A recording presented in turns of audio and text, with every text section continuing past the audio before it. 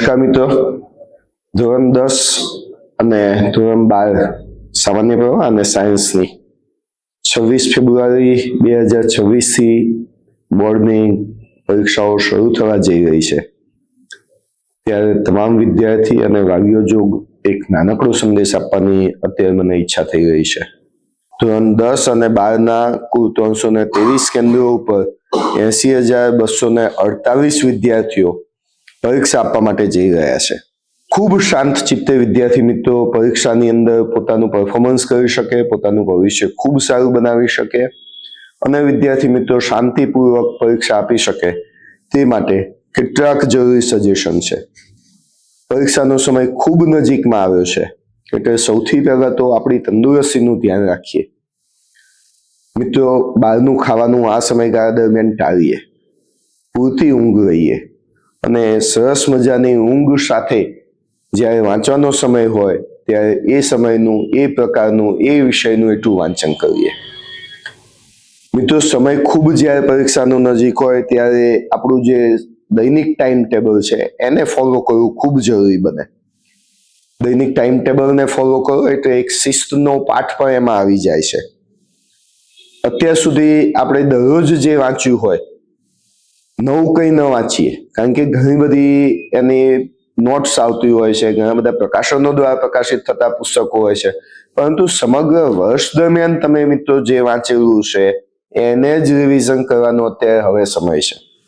નવું વાંચી અને નવી પદ્ધતિમાં આપણે ક્યાંય જવું ન જોઈએ। જેટલું આપણે વાંચેલું છે તેને ફરી પુનઃ વાંચીએ, ફરીથી યાદ કરી લઈએ અને એને પરીક્ષાના સમયગાળા દરમિયાન આપણે પૂરતી રીતે એને ન્યાય આપવાનો પ્રયત્ન કરીએ। વધુ મહત્વનું એ પ્રેક્ટિસ પેપરનું છે। છેલ્લા 5 વર્ષના બોર્ડના પેપરનું રિવિઝન કરી લઈએ અને બોર્ડના પેપરના આ રિવિઝન દ્વારા બોર્ડમાં કેવા પ્રકારના પ્રશ્નો પૂછાય છે અને એ પ્રશ્નોનો ઉત્તર કેવી રીતે આપી શકાય છે, આનો મહાવરો એક કરીએ અને આ મહાવરાના અંતે આપણે કેટલી જગ્યાએ વિદ્યાર્થીઓએ ક્યાં ક્યાં ભૂલો કરી છે અને કેવા પ્રકારના પ્રશ્નો હજી મારે વધુ રિવિઝન કરવાની જરૂર છે તે નક્કી કરી અને તેનું વધુ સારું રિવિઝન કરી પરીક્ષાનું પરફોર્મન્સ સુધારી શકીએ। અત્યાર સુધી આખા વર્ષ દરમિયાન તમામ વિદ્યાર્થી મિત્રોએ ખૂબ સારી તૈયારી કરી હોય। તમારી કરેલી આ તૈયારી ઉપર તમારે મજબૂત રીતે મન મક્કમ રાખી અને તમારો પોતાનો આત્મવિશ્વાસ ડગવા ન દેવો જોઈએ। પરીક્ષા પહેલાની આ બાબતોની આપણે ચર્ચા કરી। હવે પરીક્ષાની અંદર અથવા પરીક્ષાના દિવસે વિદ્યાર્થી મિત્રોએ શું કરવું જોઈએ? પરીક્ષાના દિવસે ખોટી દોડધામ ન થાય એટલા માટે ઘરેથી સમયસર નીકળી અને પરીક્ષાના કેન્દ્ર ઉપર સમયસર પહોંચી જવું જોઈએ। અડધો કલાક પહેલા વિદ્યાર્થી મિત્રોને બિલ્ડિંગની અંદર પ્રવેશ આપવાનો છે, તો અડધો કલાક પહેલાનો પ્રવેશ છે એટલે તમારું 10 વાગ્યાનું જો પેપર શરૂ થવાનું હોય તો 9:30 બિલ્ડિંગમાં પ્રવેશ આપવાનો છે। તો આપણો ટાર્ગેટ બિલ્ડિંગ સુધી પહોંચવાનો 9:20 હોવો જોઈએ, એટલે 40 મિનિટ પહેલા, પેપર શરૂ થવાની 40 મિનિટ પહેલા વિદ્યાર્થી મિત્રો પોતે જે તે બિલ્ડિંગ ઉપર પોતાના પરીક્ષા કેન્દ્ર ઉપર પહોંચી જાય।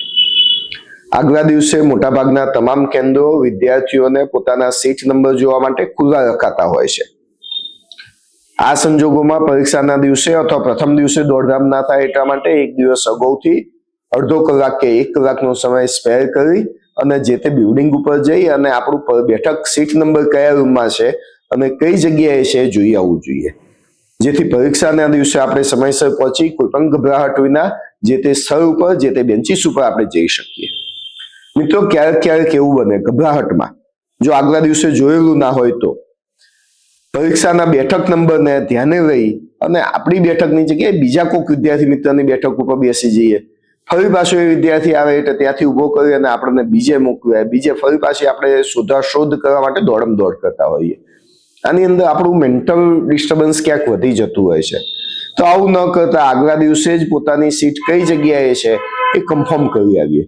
આ કન્ફર્મ કરતી વખતે આગલા દિવસે હોય, આપણી જોડે પૂરતો સમય હોય, એ કન્ફર્મેશન કરીએ કે મેં જે મારો સીટ નંબર જોયો છે અને જે બેન્ચીસ ઉપર સીટ નંબર લખેલો છે, વર્ગખંડના પાટિયા ઉપર જે સીટ નંબર લખેલો છે એ યથાયોગ્ય છે કે નહીં, મારો બ્લોક નંબર જે લખેલો છે, બોર્ડમાંથી ફાળવેલો બ્લોક નંબર લખેલો છે, બોર્ડમાંથી ફાળવેલો મારો જે સીટ નંબર લખેલો છે એ પરફેક્ટ છે કે નહીં, આ પરફેક્શન સાથે આપણે સૌ પ્રથમ પોતાની જગ્યા એક કન્ફર્મ કરી લઈએ, જેથી પરીક્ષાના દિવસે બીજી કોઈ જગ્યાએ બેસી જવા વાળી આપણે ભૂલ ન કરીએ. પરીક્ષા શરૂ થયા પછી 10મા અને 12મા બંને ધોરણમાં 15 મિનિટનો જે સમય છે એ પેપર વાંચન માટેનો હોય છે.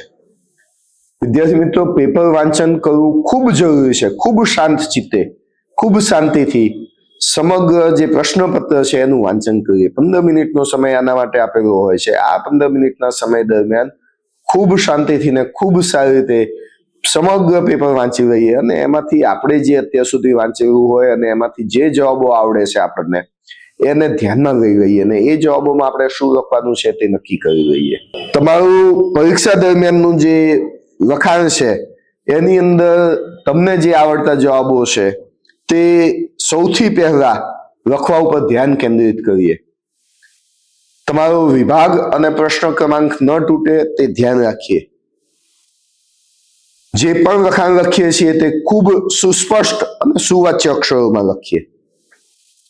3 કલાકના સમયમાં પેપર પૂરું કરવાનું હોય છે, એટલે સમયનું વિભાજન કરીએ અને કોઈ એક સારો પ્રશ્ન આવડતો હોય તો તેમાં વધુ પડતું લખાણ લખીએ અને વધુ પડતો સમય વ્યય કરવાની જગ્યાએ તેને પણ માર્ક્સની મર્યાદામાં જરૂરી હોય એટલું જ લખાણ લખીએ અને વધુ પડતો સમય એક પ્રશ્ન પાછળ ન ખર્ચીએ અને સમયનું યથાયોગ્ય વિભાજન કરીએ. પરીક્ષા દરમિયાન ઘણી વખત એવું બને કે વાંચેલું હોય છતાં પણ યાદ ના આવે, તો આ સમયે ખૂબ શાંત ચિત્ત રાખી, ખૂબ શાંત મન રાખીએ અને સ્થિર રાખીએ. સહેજ પણ પેનિક ન થઈએ.